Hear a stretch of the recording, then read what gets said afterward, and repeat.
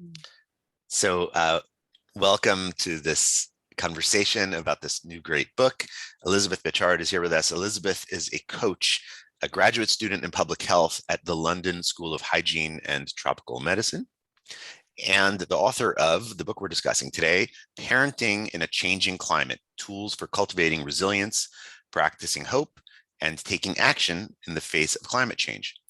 Her professional life has included work in the fields of infectious diseases, global health, integrative medicine, yoga instruction, behavioral coaching, reproductive health, and climate change.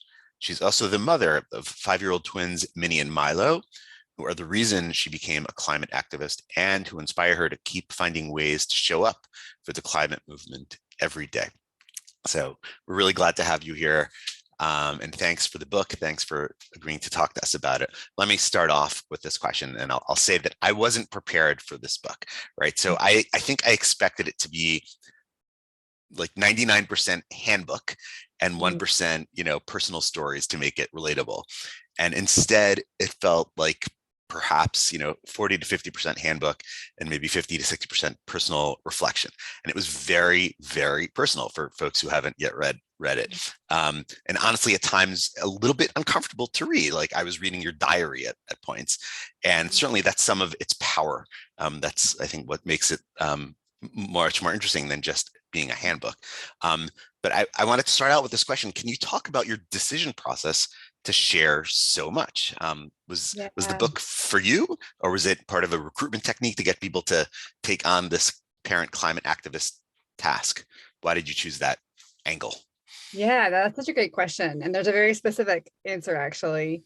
One of the sort of many pieces along my own road to climate awakening was, I want to say around somewhere between 2016 and 2017, I was in Vermont, where my husband's family lives, at a used bookstore. And I happened to stumble upon Sandra Steingraber's book, Raising Elijah, which is not specifically about climate change. Sandra Steingraber is an environmental scientist and a mother, and she wrote this book, I want to say around 2011. So it was a few years old at that point. But she wrote about environmental crisis from an extremely personal lens. And this wasn't her first book. She had several others sort of written in the style of very personal, weaving in the intimate stories about motherhood with and how they intersected with environmental crisis. Her book was more focused on things like environmental toxins, but reading that book just was so compelling to me, and it was the personal element of it that sort of was one of the things that kind of got me interested in studying environmental health. And I realized, when I was in the process of thinking about how to write my book, I had read a lot of facts, but it's actually these personal stories, from Sandra Steingraber's book, and hearing other people's stories about climate change and these very intimate conversations I was having with coaching clients who were starting to express anxiety about climate change. It was those intimate moments of really hearing about how they were impacting people's lives and their decisions about family and children. That was the thing that was compelling me to act. And when I was having my own sort of climate despair moment, somewhere between 2017, 2018, all I could find were handbooks. Right. And that wasn't helping me to feel, I felt pretty alone actually in that sort of despair. And I wished that there was someone's personal story that I could read about the experience of raising young kids, the emotional experience of raising young kids in these times. So that was what made me decide to write in this particular way, to make it much more personal. It was because that's what had compelled me the most. And it was a risk, and hoping that would have that impact on others. But you're right, it is it's very personal at times. So Yeah. I think yet to be seen whether that risk was worth taking.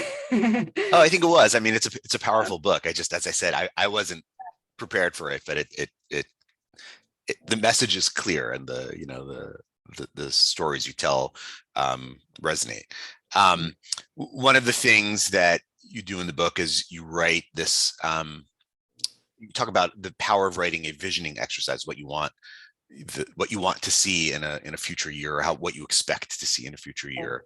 And if you don't mind, I'd like you to read some or all of that 2030 vision. I think one of the things about it is that it covers a lot of ground, and covers a lot of, I think, how you see parenting and parent actions. So I think especially for folks on the call who haven't had the chance to read the book yet, I think it's sort of a nice overview or intro to a lot of what your thought process is. Yeah, sure. And I'll give a little bit of context. Great.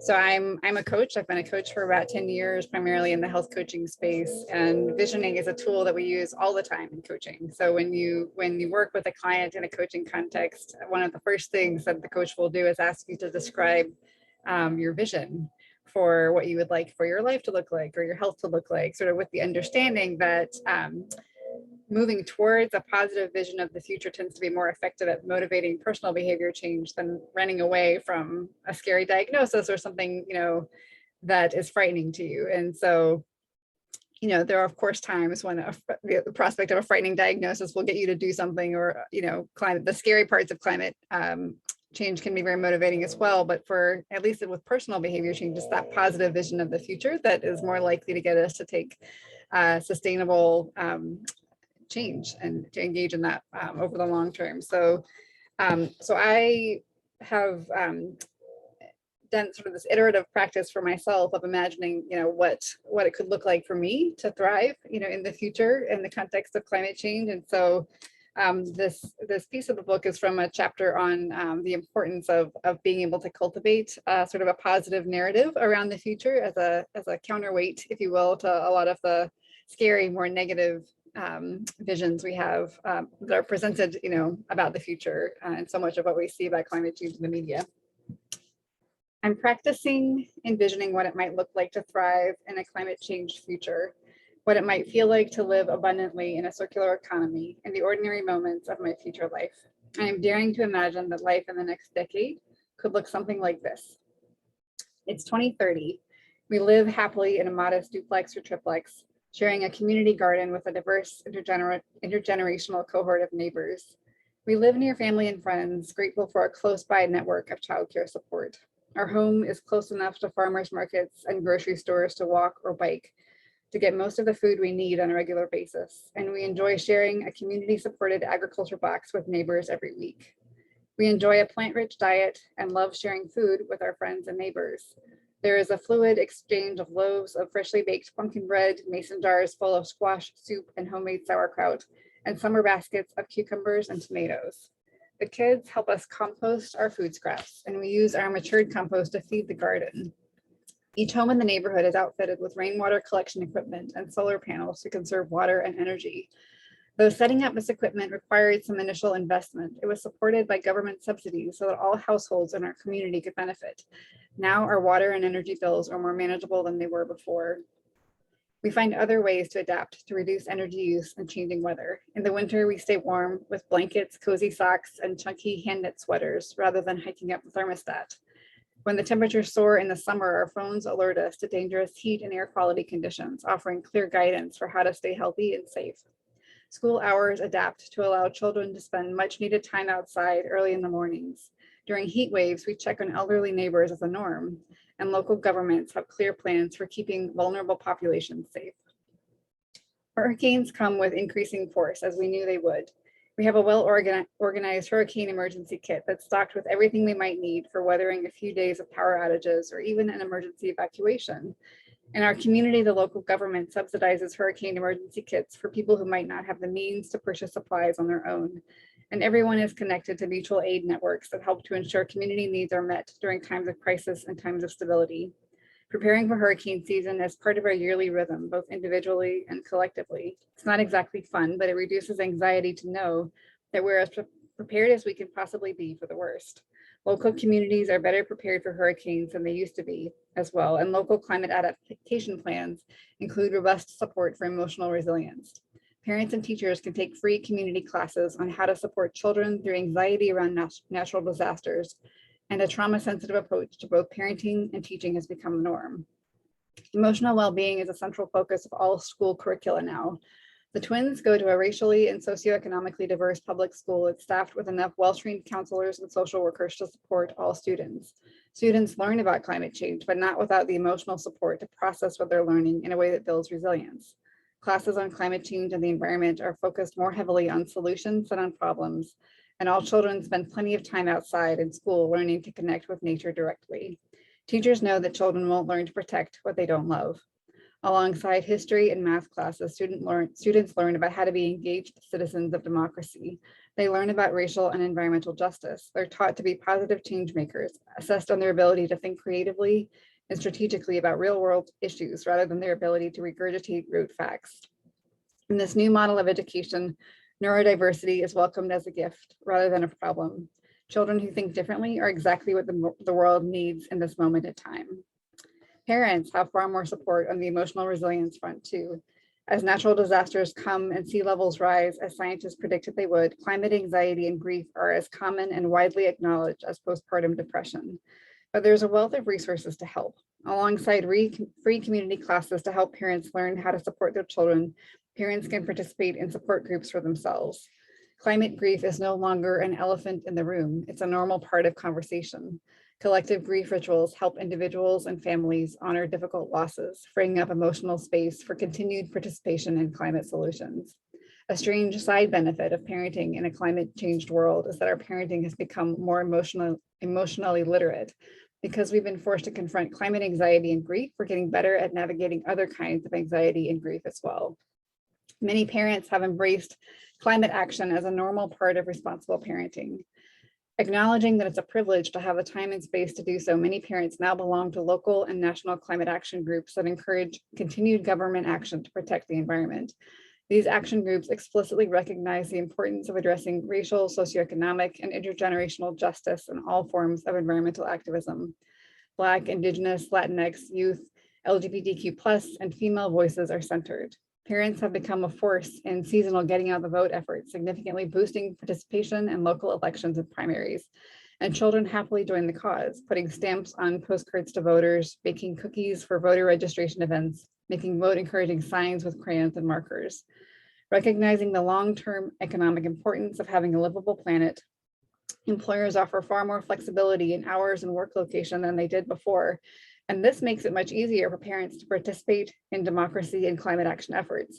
It makes it much easier for us to parent as well. So I'll pause there because it's long, it keeps going, but that's the gist of it. That there, for me, reading that again gives me a sense of hope, that's renewed every time I imagine that there's still room for connection and beauty and just these moments of peace and joy, even in the context of what we're facing. Yeah, no, it's wonderful. I have a bunch of questions about it. Before I ask any, I want to first open it up to the rest of the group. Does anyone have a question for Elizabeth on the visioning exercise or on what she just read, part of the part of it that she just read? Hi, this is Juan. I really enjoyed that, Elizabeth. Thank you. Sorry, I'm on my phone. I'm being a little bit on board with this phone. I think in your narrative, the number of things that will need to change, for that sort of utopian vision, will need to be really large in the really large structure of our socio-technical systems, our society structure, the socioeconomic systems, political rights, economic and labor rights, and all of that, which is great. I'm not, I think it's ambitious, and for somebody like me who has made a living in the doom and gloom of climate vulnerability and climate impacts, sometimes it's a little bit hard for me to see it, right? It's a generational thing, I guess, but I think the part that I really liked afterwards was where I think the capacity for action and a new imagined form of living is in presenting that climate, that focus on the climate future, right? On action, like you said, integrated into curricula, into the everyday living practices of parents and children, I think that at that scale, I mean, as a geographer, I always think of the difficulties of creating these changes at different scales of governance. And so, you know, the broad ones, the large ones at the national level in the US, at the, you know, with all these things that are being considered in the infrastructure package in Congress, and all the difficulties with that contrast with the capacity for local action, right, with neighbors and in intergenerational sort of like spaces of activity and living and so on. I think that's the part where that change is more possible from my perspective. Thank you for that. Yeah, you know, I didn't write about this in the book, but some of you may have heard of Will Grant and his idea of the 4 levels of action. I don't think I wrote about this in the book, but he's an activist and sort of talks about there being 4 levels of activism. You know, one being this individual level where you're, you know, eating less meat, and then you know, 2 being sort of affecting your immediate relationships, you know, your friends, your colleagues. 3 being affecting local institutions like your local school, you know, connecting with your mayor or your city council, and then 4 being sort of these big government structures and big systems. And he says that when it comes to climate change, you know, most of the messaging that we've received has been at these levels 1 or level 4.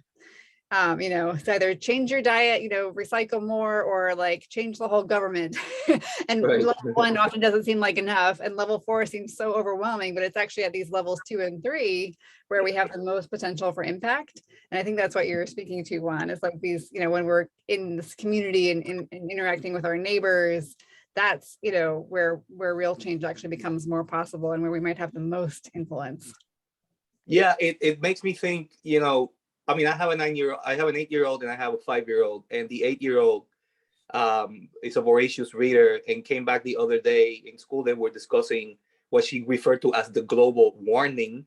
And so I talked to her about it. You know, she comes to it with a great deal of anxiety, right?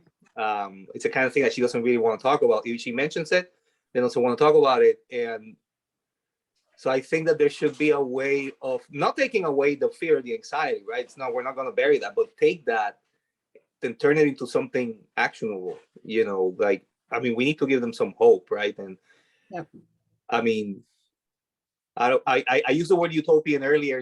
Utopian is kind of like sometimes used derisively, right? To say, well, it's not realistic, but I don't. That's not what I meant. You know, I think that we should dream big and be utopian and be a little bit.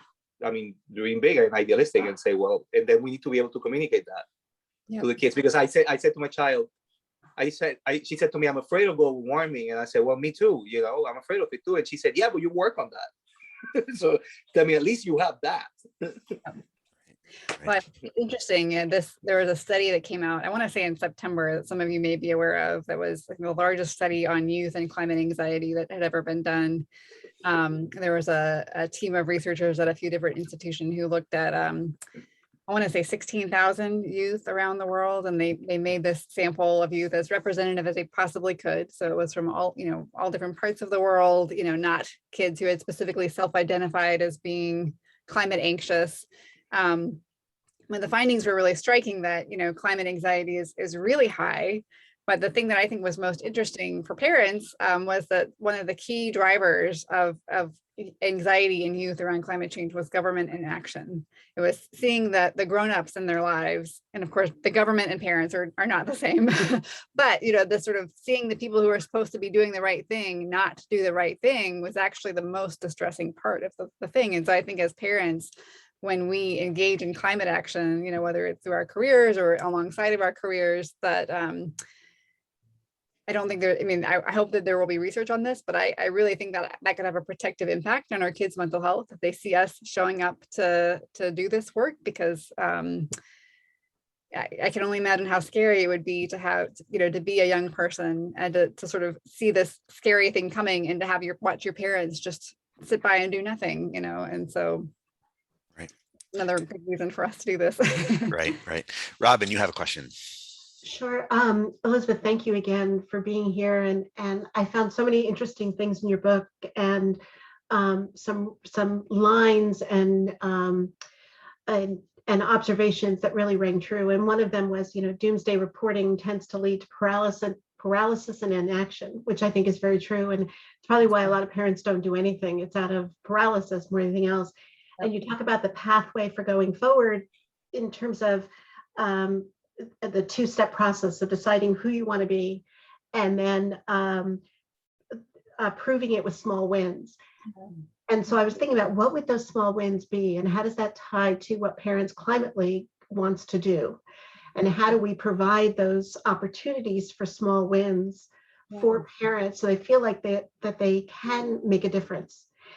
And I'm really struggling with that point, and I'd love your thoughts on that, because a lot of what you suggest is around political action and civic engagement.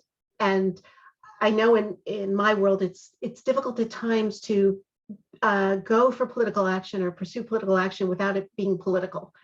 Yes, we're trying not to be political. So love any thoughts you have on what the small wins can be, and I'm sorry, I'm making this a bigger question, but also how we specifically can make a difference and fill whatever gaps are out there right now that aren't being done by Parents for Future and all the other organizations you cite and that we're out there and are aware of. Yeah, I'll start with the small wins. That's sort of an idea that comes out of this coaching model, right? Is that like if you want to run a marathon, it's going to be really hard to do that if you think you're not a runner. Right. Right. So you actually have to get the running shoes. You have to pick the marathon. You've got to get the training plan. There's all these little tiny steps along the way to achieving any big goal, and part of what happens as you take those little steps is that eventually you begin to think of yourself as a runner or an activist, et cetera. I think that the small wins might be different for every person, but I will speak to some specific ones because we're all bringing different resources to the table and we're all in different fields. And I think one of the most important things that people can do is to sort of broaden awareness of climate action within the specific fields that they're in. So I think most of you are sort of professionally in the climate or health spaces, but if you're in the finance world, right, it's important to talk about climate there, right? So one of the small wins is to begin to broaden a conversation wherever you are. I think in terms of political action without being political, I mean, one of the things that I've really engaged in over the last few years is getting out the vote efforts. Of course, I have my own political beliefs, but I have written, hundreds and hundreds of postcards to voters that, some of which say vote for a specific candidate, but some of them also just say, just go vote, just get registered to vote, and aren't necessarily target at a particular political party. So just mobilizing voter engagement, even in a nonpartisan way, is likely to help this cause. I have begun working our local elections here in Durham County. And one of the things that I have loved about that is that all of our local election teams are bipartisan. So, and you're not allowed to talk politics at all. So it's both political and apolitical in that sense of just being there to help make sure that a free and fair election happens on the ground. Even, if you're not, being, vocally supportive of one side or the other is a way to sort of help, protect democracy, which, I think there's widespread agreement that democracy is necessary in this movement. So there are bipartisan or nonpartisan ways to support just getting out the vote efforts. I think in terms of small wins, I would encourage people to start with what lights them up too, and that's from the sense of a behavior change. We're more likely to succeed with doing things that we're excited about. And so I was thinking about, Lisa and the chickens, right? I don't live in a place where chickens would be a reasonable small win for me, but if you do, like, start with the chickens, right? And one of the things that I think we often don't realize with the small wins is that if we talk about them, their impact is magnified. There's some really interesting research around sort of climate and behavior change showing that one of the most important drivers of behavior change is what your neighbors are doing.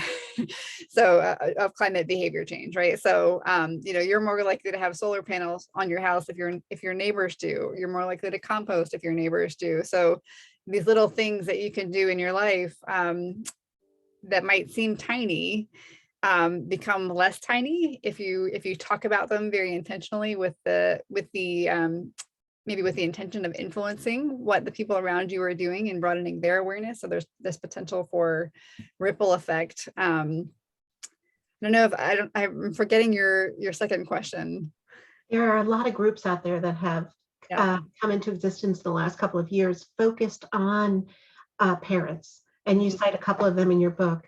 Yeah. So, and we certainly don't want to be redundant, but where do you see a gap that we could fill in that would help in this effort? Yeah, that's a great question. A lot of the groups that I'm aware of that are most active are international. And so like Parents for Future has a much stronger presence in Europe than it does here. I remember trying to engage with them and I love what they're doing, but there's just not much happening in the US there. There's some, but there, I think these parent groups tend to be stronger. At least the ones that I'm most familiar with often have a stronger presence in other parts of the world. Right. I do think there is an important role for a nonpartisan approach and even a faith-based approach to this, engaging parents. I think, we were just before the call, Michael and I were talking about Catherine Hayhoe, who also has a new book out that's incredible. And I think she's, someone who's doing a really good job of talking about climate change in a way that intentionally brings all comers and intentionally helps people realize that the values that they say they hold are actually already aligned with, this work. And so I do think that there's potentially a role for that. I think there's other groups that might say that they're nonpartisan, but if you look at their approach, like Moms Clean Air Force, for example, which I love them. But if you look at their social media feed, I wouldn't describe what they're doing as nonpartisan, even though I think that's their stated intention. So I do think, I don't know of any groups that are, and I'm not into this world, Jessica might have more to say. I don't know of too many groups that are sort of specifically at this impact, the intersection of parents and faith and the climate movement. But I think of my own parents, right, who are very active in their church. And I, gave a talk at their church recently. And I think that's a space that could potentially be connected to. So are there best practices from groups like Parents for Future that are operating internationally but are successful that should be taken here? That's a great question. And I can't speak for them, but I will say that I think one thing that Parents for Future has done really effectively is they have a very strong London presence. So I think that there's people who are able to meet on the ground or who are sort of in the same geographic area. And London is such a big city, right, that they were able to get, people close by, right? I remember, I think there's a desire to engage with your neighbors or people nearby. I think the reason that Citizens Climate Lobby is, probably the group that I've spent the most time volunteering with directly, it was because they had a group that was locally active. And I know that's a hard thing to achieve, especially when you're starting out, but, maybe even focusing in on a few geographic areas where you can really, build an on the ground presence of people who can actually get to know each other and, have a shared local interest so they can build community that way. I think Parents for Future also has a really strong social media game. Like they have people who are very active on social media and they're intentionally interacting with other climate groups. So they partner a lot with Our Kids Climate. And so these are people who know each other, but also like maintain relationships online, have very active WhatsApp groups. So I think it's that combination of like a few geographic areas where people really know each other well, but also then using social media and things like WhatsApp to maintain these more intimate connections that Our Kids Climate is trying to connect the various parent climate groups around the world. I've been in a little touch with them. Actually, Susan first connected me with them because of your Susan connection with Harriet Sugarman, and Harriet got me connected with the rest of that group. But it's an interesting sort of developing network of international parents groups. So I imagine there'll be more opportunities to connect. Elizabeth, there were a few things in that vision statement I want to go back to that I have some specific questions on. One of them was you mentioned, ways to keep warm in the winter beyond cranking up the heat, wearing chunky sweaters and layering blankets.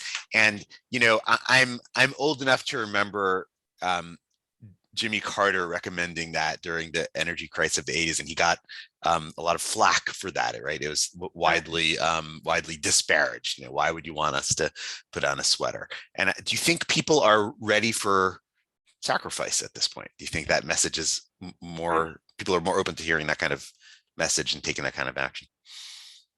I think some people are and some people aren't. You know, just for example, I mean, this is not the same as sweaters, but I remember seeing yesterday like a graphic that was showing the carbon footprint of different foods. Of course, beef was the highest. And we all know that eating a plant-rich diet is, you know, the thing to go, but like also very high on those lists were coffee and chocolate. And I went, oh no, am I ready for that? Like, I'm not sure. Like, I've been plant-based for 25 years, like no problem making that sacrifice, but like, am I really going to be asked to like reduce my coffee intake or my chocolate? Like, so I think there's a really big role for influencers in this culture, right? Like if it becomes cool to wear the chunky sweater and to knit it by hand, people will do it. Like we live in an influencer culture, right? And we are influenced by what our neighbors are doing. And so,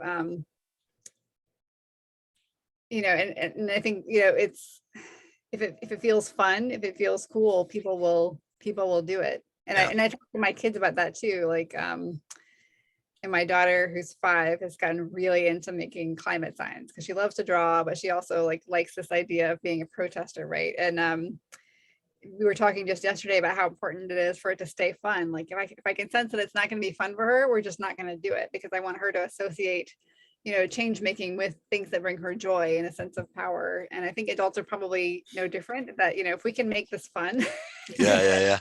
or feel like we're the cool celebrity who's hand knit their sweater at home, then people I think will do it. But, you know, until we've got, till it becomes like a desirable thing, you know, I think there will be challenges, but right.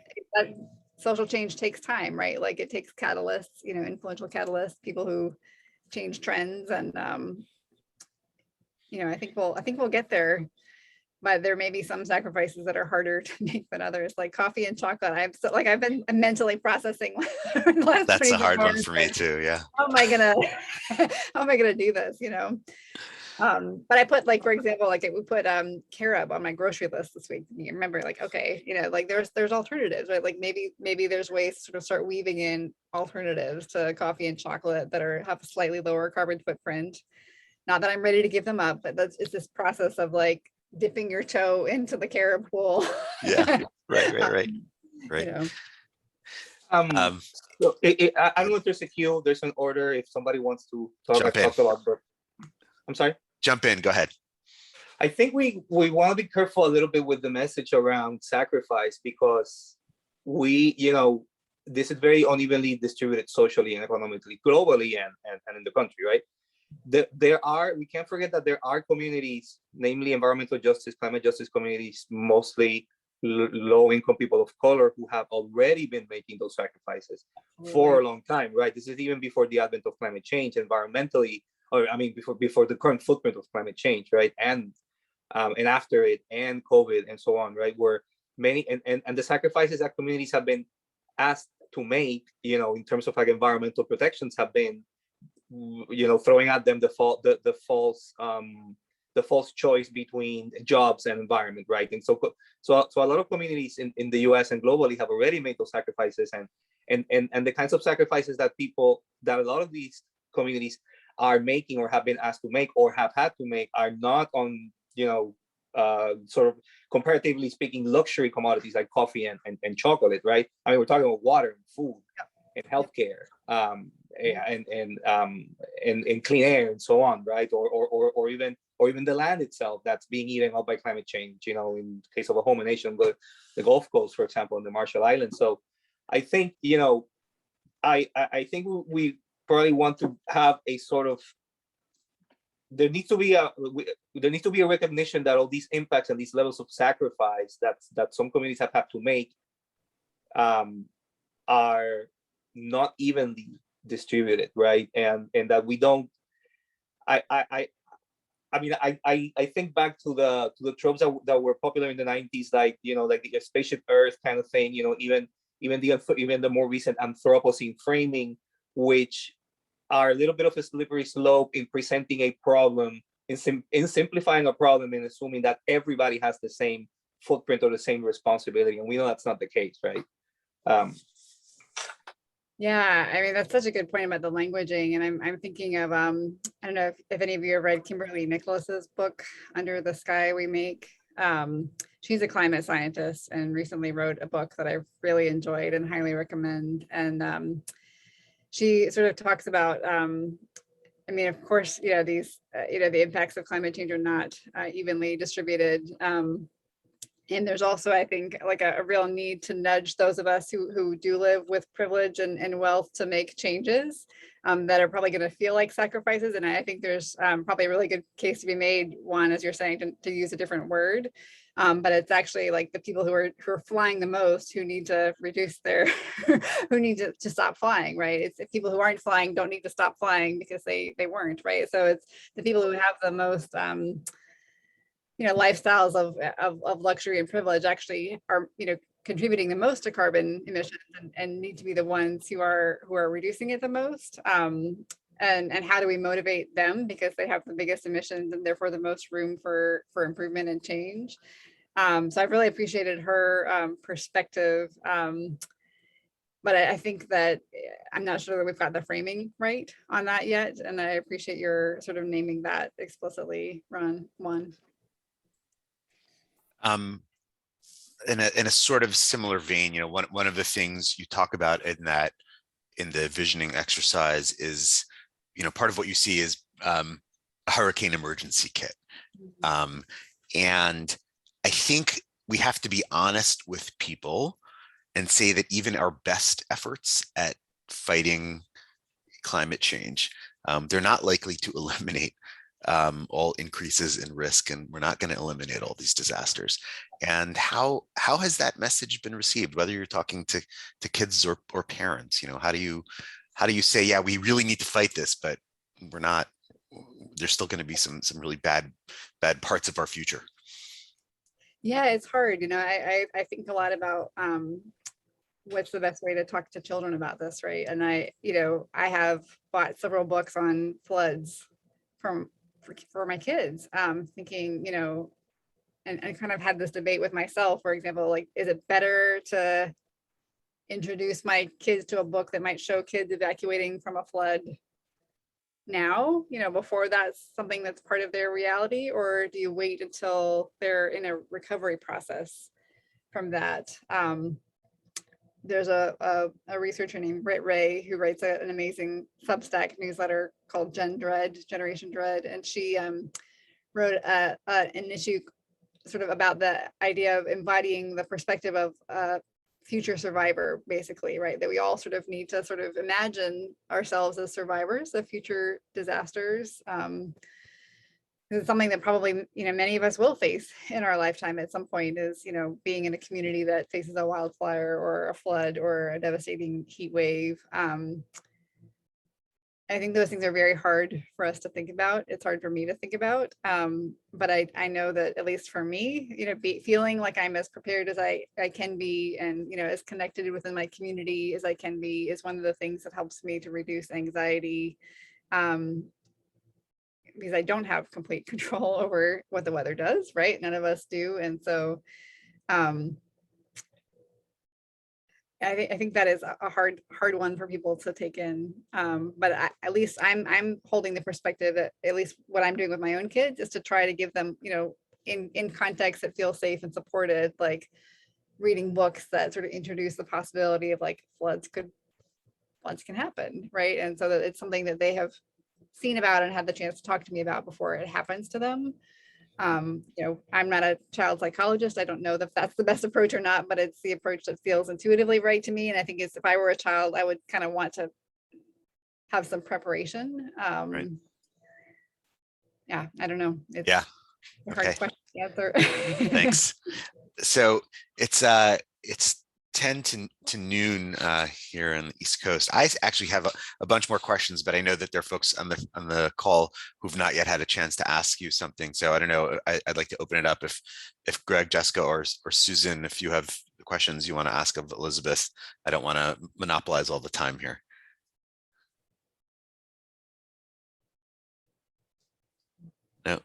Okay, I'll keep going if oh, Susan, you have something, you have a question?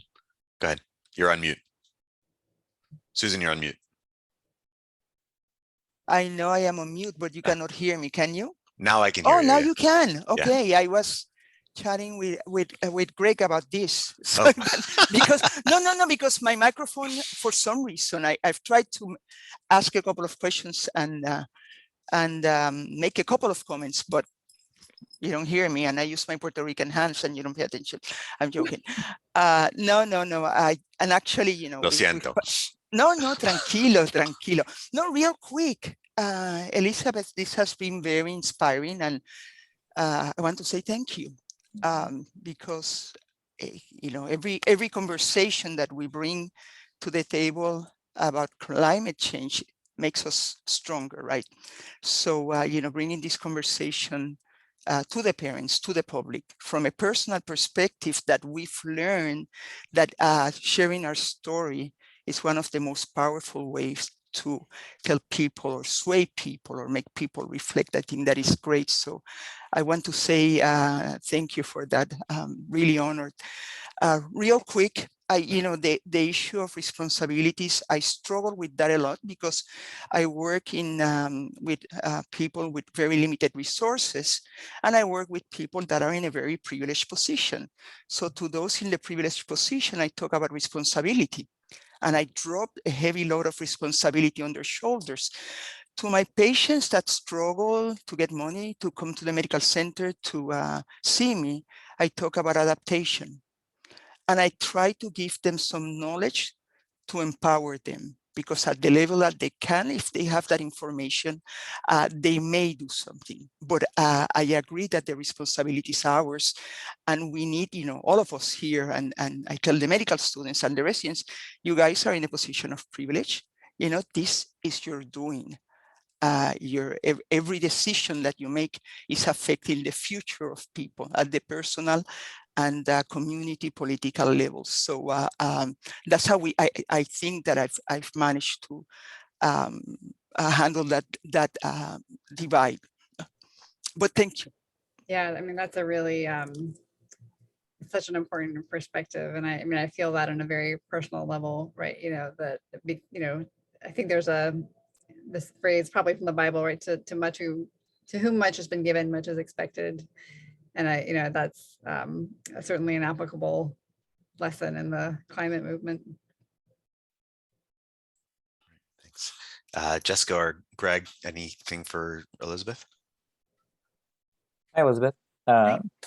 One thing that I was thinking about during this discussion is, a lot of the things that we're trying to anticipate involve like how willing do we think other people are to do things, how on board do they seem, and we're all kind of casting our estimations for those things into the world, right?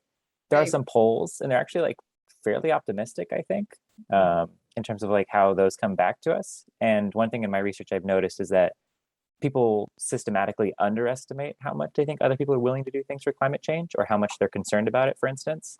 Like in some national data I was looking at recently, Americans think Americans are only concerned such that maybe 30 or 40% of Americans are actually worried about climate change, but in fact it's 2/3. Right. So we live in this like inverted social reality where people who are worried about this and who actually want to take action like outnumber the rest of the folks 2 to 1, but they think it's the other way around. And just about everyone sees it this way across the country, which is kind of crazy. And part of the reason I suspect is that people don't converse about it because you don't think anyone cares. And so you don't bring it up. You don't voice these concerns. You don't voice like the actions you'd like to see happen, either that you take or that you like want politicians to take. And so those things we self-silence in a lot of cases about that stuff. And I think for parents, they're in a really unique position because it feels so defensible to say, like, I have a child. I want the future to be a certain way. Like, I have a stake in this game, right? And like, it seems so odd, even in that circumstance, for someone to feel like they can't voice that opinion. And I'm just wondering if you have any advice or thoughts on what might stand in the way in that kind of a circumstance to talk about these concerns and what you'd like to see happen, and how we can kind of help people realize that they are not alone at all in these concerns, and they're not alone in what they're willing to do and what they want the government to do. Like, how do we get people to kind of recognize that and be part of that verbal exchange? I think that's such an important point. And you're exactly right that, people I live in Durham County where, Yale's opinion map data would show that like 74% of my fellow Durhamites think that global warming is bad and are worried about it. And just a couple of years ago, and this is in the book, like I went to a feminist moms group that my neighbor was leading. And this is a moms group that could talk about any other issue, any other issue of justice. Like we could go to all of the hard places. And then I remember bringing up climate change and my concerns about, the impact it would have on children's health. And the conversation went silent. Like nobody wanted to touch it. And someone else had to sort of rescue the moment with some completely unrelated topic. So I think you're right. People don't want to talk about it. I think the idea for parents, especially of young kids, maybe, and I don't have older kids, so I'm sure that's scary too. But when you're in that very protective phase of like caring for a young child, the idea that their future is under threat is terrifying for parents. And there's not spaces that we can talk about that openly. I do think that there is a need for communities, like climate cafe style communities, for people to talk about it with who are with fellow parents. Like right now I'm running a coaching group for parents who are concerned about climate change. First time I've ever done that. But to a person, all 12 parents in this group have said, this is the only space I've ever felt like I could talk about this with other parents. And so that to me is a key thing. Like we need safe spaces where parents can talk to other parents who know, like where it's a safe place to talk about climate change, that you're not going to be ridiculed or given that sort of like weird stare from other parents about bringing up something that's potentially so triggering. So I think creating intentional safe spaces to talk about these hard things is really useful. I think among parents of young kids, there's, I think, a lot of tension around the idea of how many kids to have, right? And parents are afraid of like saying the wrong or the right thing, in groups where people are still trying to decide how big their families are going to be. So I think, I know that our local Extinction Rebellion group in Durham, which I'm not affiliated with, although I get their emails, has a group for people who are trying to decide whether or not to have kids. So they've created sort of an intentional space to talk about this very hard thing. So I think creating very clear, safe spaces to talk about specific topics might be a way to invite people in, because I think one of the barriers is just like not knowing how other people are going to react, because I cannot tell you how many times I've heard of people, like there's another woman in the group who said that she went to her son's preschool parent mixer night a few weeks ago and was trying to bring up climate change. Just like people just started walking towards the wine, like they just did not want to hear about it. But that wasn't a space that had been crafted to specifically talk about this topic. So I think creating zones of safety may be one of the steps that is needed to get. I want to make a comment real quick. And I want to encourage us to bring health to the conversation. Elizabeth, you used the word terrifying. And what climate change is doing to kids since they are in utero, even with the stress of the mother, is terrifying, and it's affecting children. It goes beyond asthma, it's brain development, heart development, cognitive decline, so many things. And I think that if people forgot about the polar bear, right, and we put a face, and these are the words of Margaret Chan, the Director General of WHO some years ago, but we need to bring the human face, and it's not only that sea level rise, and it's not only that our kids will not have the connection with nature, which I think that is vital for broader development. It is that their health is directly impacted, and most people are not aware of that, and parents need to know about that. They do. Yep, absolutely. Thanks for that, Susan. Jessica, anything for Elizabeth? Yeah, I'm really glad that you brought up I was going to ask you about this kind of that walking that line between knowing that our children's health and lives are threatened by this, but then also, I guess kind of avoiding also the shame. That I think there can be some shame cycling that comes into the conversation of whether to have kids, and if you do have kids, is there this idea that you are contributing to the problem, or are you setting them up for an unsafe future? And I think, especially amongst conservative communities, this idea of shame about wanting to have a family can make folks run away from this conversation. I'd love to hear your perspective of how to, both with empathy,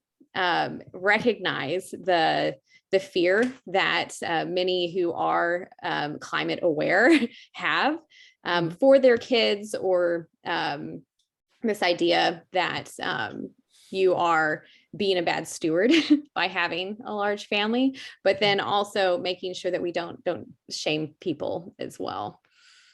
Yeah, it's such a good question, and I'll share the approach that I take. I mean, I unconditionally support people in making their own family decisions, right? Like, when I've been asked directly before whether I think people should have fewer children, and I'm like, I'm not God.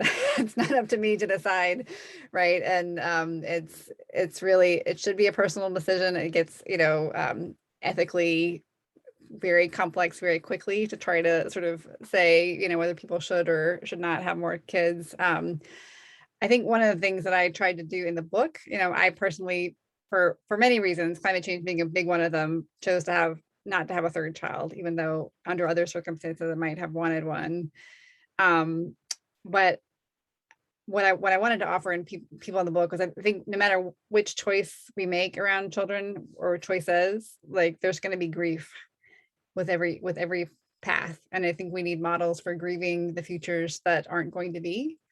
For some of us, that might be, a future with one less child than we might have had. For others, it might be having that child, but also living every day with the grief about what their future might be like, or that it's not going to be the kind of future you necessarily would have hoped for from the beginning, right? And so I think there's an important space for, no matter which direction some of us move, right, within this parenting space, there's going to be grief with all paths, and it doesn't make one path better or worse than another. I really believe that all children who are here belong on in this fundamental level. Like, if a child is on the planet, they belong here, and they deserve a safe and healthy life. And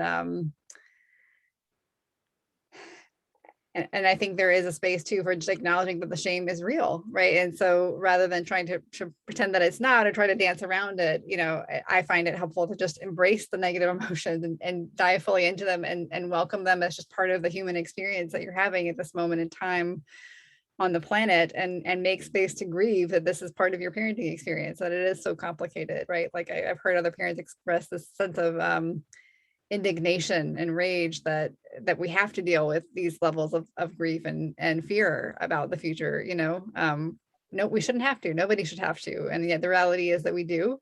And can we make room for having an experience of grief around that? And I think expressing our emotions rather than avoiding them tends to be more effective in moving us forward in the long term, right? So grief is really uncomfortable, but if it's a path that helps us to move forward into action, yeah, I mean, I'm not sure that's a concise answer, but I think acknowledging that the pain is real, that kids who are here belong unconditionally, and that there's not, a right choice that's going to lead you to freedom from the feelings of shame and guilt and discomfort. All of that is important.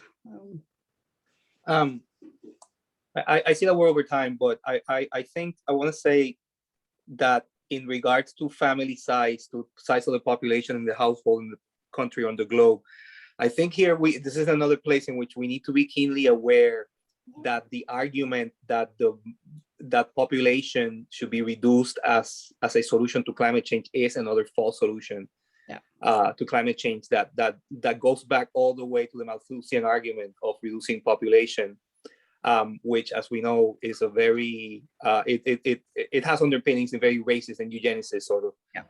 And I'm not, ideas about who are the people who should be the ones not breeding, right? And so I'm not saying that that this is any kind of argument that's being made here, but it has been made actually a little bit shamefully. UCS did engage in some of that in the 90s in a world warning scientists to the world. That's a document from the 90s. We have recently done a lot of internal work to recognize how flawed, how wrong that position was, and recently published some public-facing documents, of us revising our own past, history on this.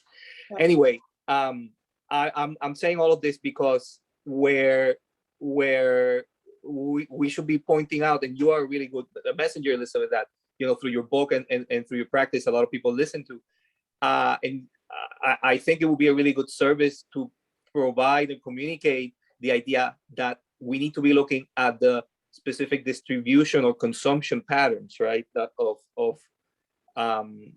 energetic resources, of demand for fossil fuel sort of lifestyles, like you said, traveling, consumer goods, and so on, as the place we need to be looking at for who are the people who need to be making the large cuts and changes to lifestyle and to the products that they demand, right? Yep. So, it's a long and broad conversation. We could be sitting here all day talking about this. So I'll stop there. But I just wanted to make sure that we put that on the table, because otherwise we can fall into the same old trappings of saying, well, it's just too many people, and so we need to reduce the number of people. Yeah. So who gets to decide? Who doesn't breathe, right? Yeah. No, it's an important point, Juan.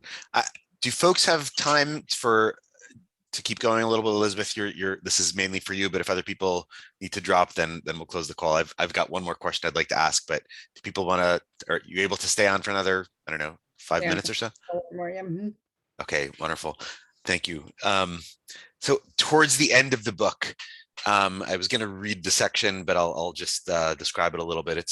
You have this beautiful description of visiting the beach near your late grandmother's home and visiting her neighbors. And you talk about how important that beach is in your own emotional landscape, not just in the physical landscape you like to visit. And it was this great writing combination of people and place and personal viewpoint. It was really, really particular in how you described it. And then you did this neat transition where you made it universal, because you transitioned into talking about sea level rise in North Carolina and sea level rise more generally.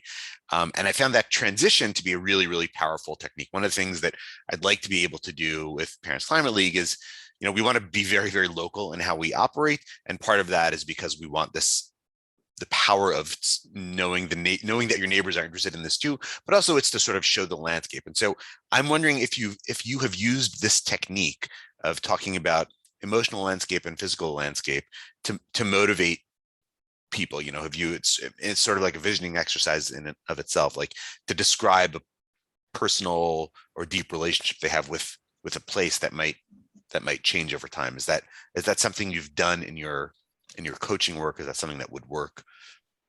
Yeah, it is actually. I've done a few expressive writing workshops where I've invited people to sort of write about a very particular place that they love. So that's, I think you're exactly right that, we do have these very intimate relationships with particular spaces in our life. And I think and that's another place where just climate change can be very intimate, right? It's going to affect this place that has this memories for me in it, right? And this is the place where, this relationship, had this thing happen, right? It's climate change is going to change the places where these very personal moments of our lives have been lived out. I think that writing about place from this place of love and connection does help people to start to make climate change feel more personal, right? That it's not this sort of general thing that's happening out there or at some sort of undeterminate point in the future. But if it's, when we think about a specific location that we love and the memories we associate with that place and how how that may be changing, I think that does help things begin to land for people. Yeah. Okay, great. Well, I think I'll let you go. I feel like I have so many more questions, but this was great. Thank you so much. And thanks everyone for sticking around and for being such great discussants here. So Elizabeth Bechard, author of Parenting in a Changing Climate, thanks for joining us today. Really appreciate it. Oh, thank you. I appreciate Thank you so much. Yeah, every one of you. I wish we could talk for many more hours and learn more about each of your perspectives. And I just appreciate the important work that y'all are doing too to engage parents in this movement. So many thanks. Thank you. Have a good rest of the day and weekend, everyone. Take care. Bye.